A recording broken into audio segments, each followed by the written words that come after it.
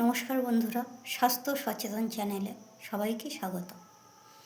আজকে বলবো আপনাদের হঠাৎ করে যদি পোকামাকড় বা সাপ কামড়ে দেয় তো আপনারা কি করবেন।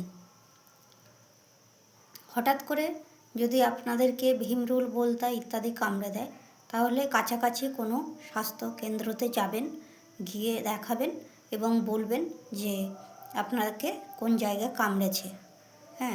তারা নিশ্চয়ই আপনাকে পেন কিলার দেবেন এবং ওখানে লাগানোর বিভিন্ন অয়েনমেন্ট দেবেন। আর তারপরে বলবো যে যদি সাপ যদি কামড়ায় আপনারা একদমই অপেক্ষা করবেন না, যত শীঘ্র সম্ভব আপনারা গাড়ি বা অ্যাম্বুলেন্স ডেকে কাছাকাছি স্বাস্থ্যকেন্দ্রে পৌঁছে যাবেন এবং ডক্টরকে দেখাবেন ইমার্জেন্সিতে। দেখানোর পর তারা যা বলবেন, ইঞ্জেকশন নিতে বলেন কিংবা আপনাকে ওই জায়গাটায় লাগানোর জন্য যদি কিছু দেয় অবশ্যই সেটা তাড়াতাড়ি করবেন, কারণ সাপের কামড়ে যে বিষ হয় সেটা খুব তাড়াতাড়ি আমাদের রক্তের মধ্যে ছড়িয়ে পড়লে আমাদের মৃত্যু অনিবার্য। তাই আপনারা কোনো অপেক্ষা না করে সাপ বা পোকামাকড় যাই কামড়াক না কেন আপনারা স্বাস্থ্যকেন্দ্রে গিয়ে তাড়াতাড়ি ডাক্তারকে দেখাবেন এবং যে চিকিৎসা করতে বলবেন সেটা করবেন অবশ্যই।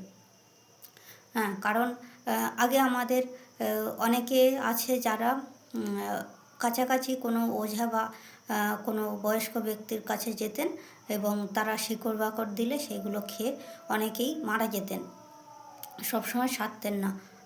সে কারণে বলবো আপনারা কোনো রকমের গাফিলতি করবেন না।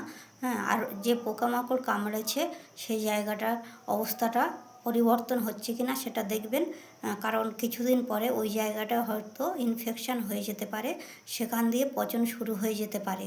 সেই জন্য বলবো যে আপনারা অবশ্যই ডাক্তারের পরামর্শ নিয়ে চলবেন এবং যে জায়গাতে কামড়েছে সেই জায়গাতে ওষুধ লাগানোর হলে ওষুধ লাগাবেন বা ওষুধ খাওয়ার হলে সেটাও খাবেন। গাফিলতি করে ওষুধ বন্ধ করে দেবেন না, কারণ আপনার এই গাফিলতির জন্য আপনার শরীরে অনেক বড় ক্ষতি হয়ে যেতে পারে। আপনারা সাবধানে থাকবেন। আর কোনো রকমের ব্যথা যন্ত্রণা হচ্ছে কি না সেটা অবশ্যই ডাক্তারকে বলবেন। তো নমস্কার, আপনারা সবাই সুস্থ থাকুন, ভালো থাকুন। আজকে এই পর্যন্ত, অন্য কোনো বিষয় নিয়ে আপনাদের সাথে অবশ্যই আলোচনা করব। ধন্যবাদ সবাইকে।